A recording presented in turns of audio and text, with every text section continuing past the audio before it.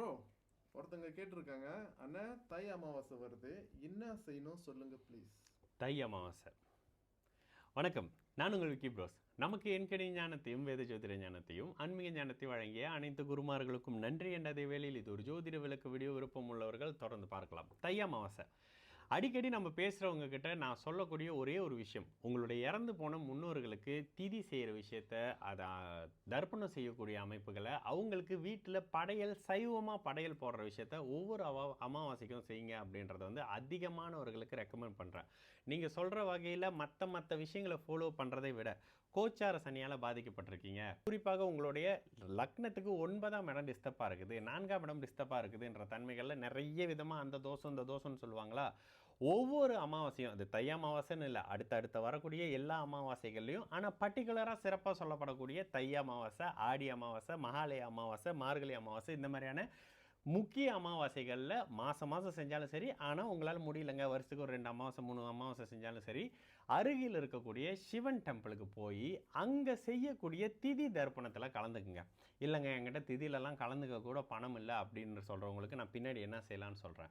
உண்மையிலேயே என்னோட அஷ்டம சனியில் நான் ஃபாலோ பண்ண ஒரு விஷயம் என்னென்னா, இறந்து போன முன்னோர்களுக்கு சிவன் டெம்பிளில் கொடுக்கக்கூடிய திதி தர்ப்பணம் மாதிரியான அமைப்புகளும், கூடுதலாக வீட்டில் செய்யக்கூடிய அமாவாசை படையல் அமைப்புகளும், கூடுதலாக உங்களுடைய குலதெய்வம் தெரிஞ்சால் அந்த குலதெய்வத்துக்கும் அந்த நாளில் படையல் போடுறது தாங்க விசேஷம்.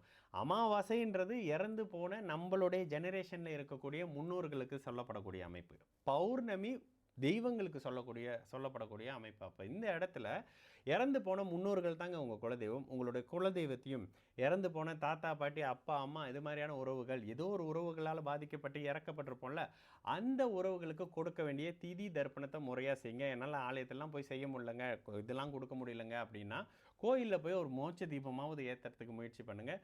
முடியாத பட்சத்தை வீட்டிலையாவது ஒரு இடத்துல எள்ளும் தண்ணி வச்சு 3 தடவை யார் உங்கள் வீட்டில் இறந்து போயிருக்காங்களோ அவங்க பேரெல்லாம் சொல்லி 2 தடவை செஞ்சுட்டு 3ஆவது முறை சுத்தமாக கையில் ஒரு எள்ளு, கருப்பு எள்ளு இல்லாமல் அப்படியே இது பண்ணி கழுவி விட்டுட்டு அந்த தண்ணியை கொண்டு அருகில் இருக்கக்கூடிய மிதிப்படாத செடிக்கிட்டேயோ அங்கேயோ இங்கேயோ போட்டு வந்துருங்க. அந்த மாதிரி இடங்கள் விட்டுருங்க, போக வேண்டிய விஷயம் போய் சேர்ந்துடும்.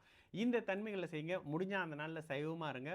அந்த தர்ப்பணம் கொடுத்து முடிக்கிற வரைக்கும் சாப்பிடாமல் இருக்கிறது ஆண்களுக்கு நல்லது. பெண்களாக இருந்தால் சைவ சமையல் சமைக்கிறதுக்கு முன்னுக்கு உங்களுக்கு தேவையான ஆகாரத்தை வயிற்றில் போட்டுக்கிட்டு சமையல் பண்ணுறது அப்படின்ற மாதிரியான நிறைய நுணுக்கங்கள் இருக்குங்க. நம்ம தான் விட்டுட்டு வேற ஆள் பின்னாடி அந்த கதை இந்த கதைன்னு ஓடிக்கிட்டு இருக்கோம். இந்த மாதிரியான நுணுக்கத்தோட அமாவாசை விஷயத்தை கண்டிப்பாக செய்யுங்க. இந்த விஷயம் வந்து ஹைலி நானே எல்லாத்துக்கும் சொல்லுவாங்க. முடிஞ்ச அளவுக்கு செலவுகளை கட்டுக்குள்ள வச்சு முடிஞ்ச யாருக்கு தேவைப்படுதோ அவங்களுக்கு தானமாக கொடுங்க. அந்த மாதிரி ஒரு ஆளோ 2 பேருக்கோ ஒரு உணவு வாங்கி கொடுத்தீங்கனாலே போதுமான அமைப்பாக இருக்கும் தை அமாவாசைக்கு. சரிங்களா? நான் உங்கள் விக்கி ப்ரோஸ். நல்லது நடக்கும், எல்லோரும் நல்லா இருப்போம். வணக்கம்.